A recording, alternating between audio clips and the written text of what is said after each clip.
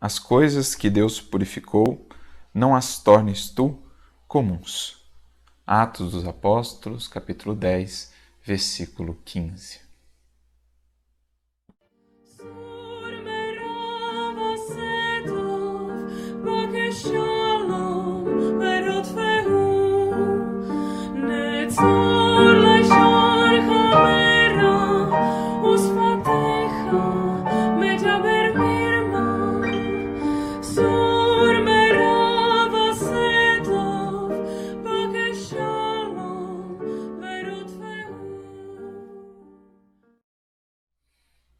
À época de Jesus, os seus primeiros discípulos, que eram judeus, adotavam certas práticas religiosas, certas tradições, que dividiam as coisas, os alimentos e até mesmo as pessoas em puros e impuros. Aquilo que estava consagrado ao serviço divino, que estava separado para Deus, do hebraico kadosh ou no grego hagios, era tido por santificado, por puro. Por outro lado, aquilo que não estava consagrado ao serviço divino era tomado por comum, por impuro ou profano, a palavra grega koinos ou a palavra hebraica hol.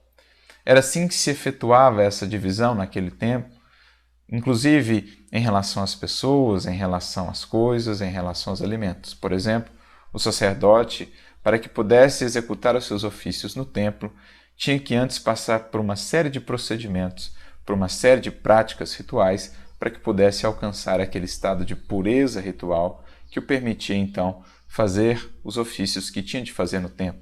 Assim também as oferendas que ele oferecia e tudo mais. As pessoas eram divididas naquele contexto, naquele entendimento, também impuras e impuras. Por exemplo, os judeus tinham dificuldades ou evitavam se aproximar dos gentios e samaritanos, tomados por eles como impuros. Não poderiam, por exemplo, adentrar o lar de um gentio, almoçar com ele, tomar uma refeição com ele, porque então perderiam seu estado de pureza ritual. E assim uma série de outras práticas que separavam as coisas em puros e impuras. Jesus, no entanto, convida os discípulos a renovarem esse seu entendimento, deixando de dar tanto valor assim aos aspectos exteriores de pureza, às ritualísticas exteriores de purificação, para darem mais atenção e valor real realmente à pureza que importa, a pureza dos sentimentos, a pureza interior das intenções, a pureza do coração. É nesse contexto que essa frase é trazida para a gente aqui nos Atos dos Apóstolos. É aquele momento em que Pedro é convidado a superar essas suas antigas convicções, concepções, em busca desse entendimento mais profundo. É aquele momento em que o apóstolo Pedro é convidado a visitar Cornélio, o centurião, que era um romano, e levar até ele a mensagem do Evangelho. Deixando de cultivar aquela distinção que antes trazia e passando a ver em todas as criaturas os filhos de Deus. Era aquele momento, aquela circunstância em que o cristianismo começava a romper com algumas barreiras do contexto em que nasceu para realmente abraçar a humanidade como um todo, todos os povos, todas as culturas.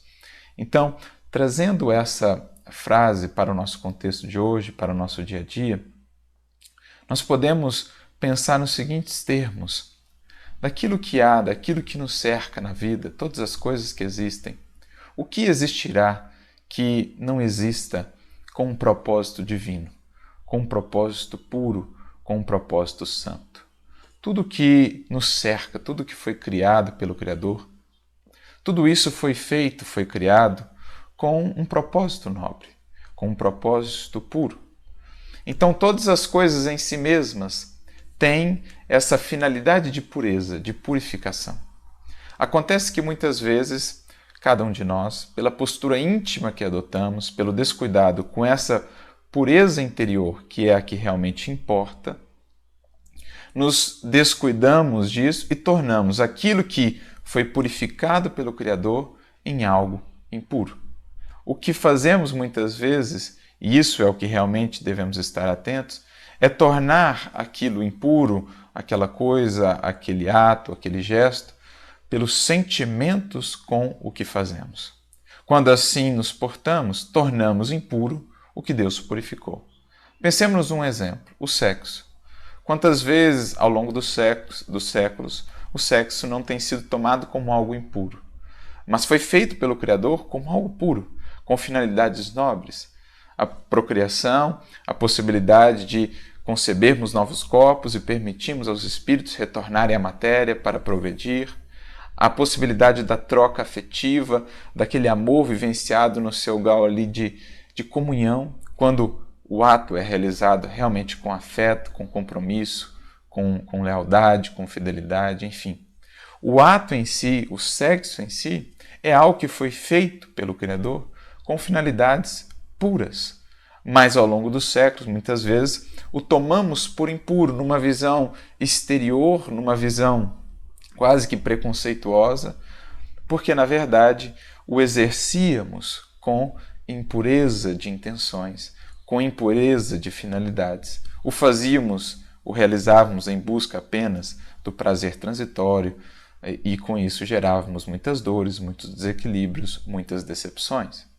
O dinheiro, por exemplo, muitas vezes no âmbito da religiosidade, tomado por algo impuro, mas o dinheiro em si foi feito pelo Criador, ou o Criador permite que ele exista nas trocas humanas, com finalidades puras, com finalidades nobres. Nós, em que muitas vezes o tomando apenas como instrumento dos nossos caprichos, da nossa ambição, da nossa cobiça, tornamos impuro ou comum o que Deus purificou. Isso se aplica a tudo na nossa vida. O nosso corpo foi feito com as finalidades mais santas. Foi uma criação purificada pelo Criador. Mas muitas vezes tornamos o nosso corpo impuro ou comum a partir do momento em que passamos a utilizá-lo apenas para dar vazão às nossas paixões e que nesse processo, pelos excessos e pelos desequilíbrios, vamos tirando esse valor intrínseco que ele tem como instrumento de progresso e aperfeiçoamento do espírito.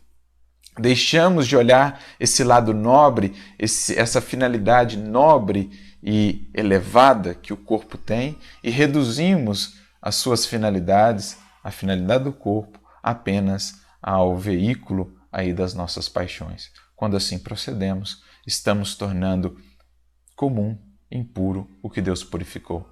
Sempre que deixamos de ver numa coisa, de buscar numa coisa, num acontecimento, numa circunstância, o que há ali de nobre, de puro, a oportunidade de crescimento e de edificação, estamos tornando impuro o que Deus purificou.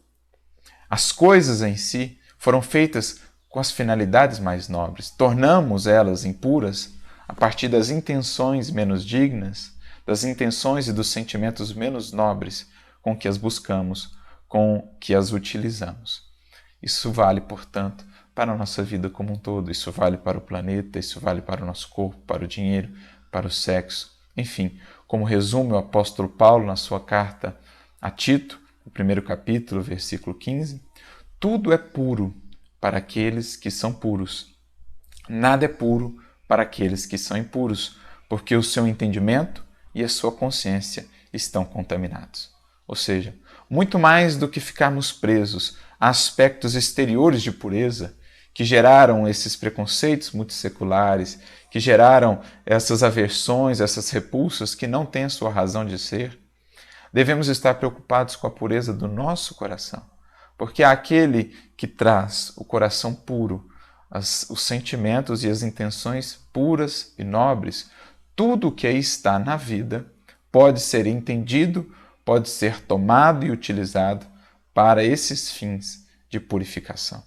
Essa é a pureza real, não a dos dogmas exteriores, não a dos excessos de escrúpulos em relação às coisas que nos cercam, mas antes devemos nos preocupar com essa do nosso coração, porque então veremos as finalidades mais elevadas de tudo aquilo que a vida nos proporciona, tanto o prazer como os recursos materiais, o nosso próprio corpo, os afetos, os cargos que venhamos a ter, né? Enfim, tudo isso pode e deve ser utilizado com esse fim nobre, com um fim purificador. Aí sim, não estaremos tornando comum ou impuro o que Deus purificou. Pelo contrário, realmente extrairemos de tudo o que nos chega, de tudo que a vida nos traz, a pureza, o sentido mais nobre e mais digno, alimentando assim também o nosso próprio processo de depuração, de aperfeiçoamento e de purificação espiritual. Essa a purificação legítima que deveremos buscar. Não tanto a dos rituais exteriores, a dos escrúpulos, a dos preconceitos, mas sim aquela que vibra em nosso coração, enxergando em tudo e em todos a pureza que Deus ali colocou. A pureza de cada criatura, a pureza de cada circunstância, poderemos enxergar se os nossos olhos, o nosso coração e as nossas intenções forem puras. Eis o recado que Simão Pedro ouviu àquele tempo, convidando-o a enxergar nos gentios também o potencial divino, a dignidade humana que possuíam como filhos de Deus. Eis o recado e o convite que nos chega ainda hoje, convidando-nos a olhar para tudo, para todos, com esse olhar puro, enxergando a pureza, os potenciais divinos que existem em tudo o que há. Meditemos nisso e que Jesus nos abençoe e nos inspire sempre.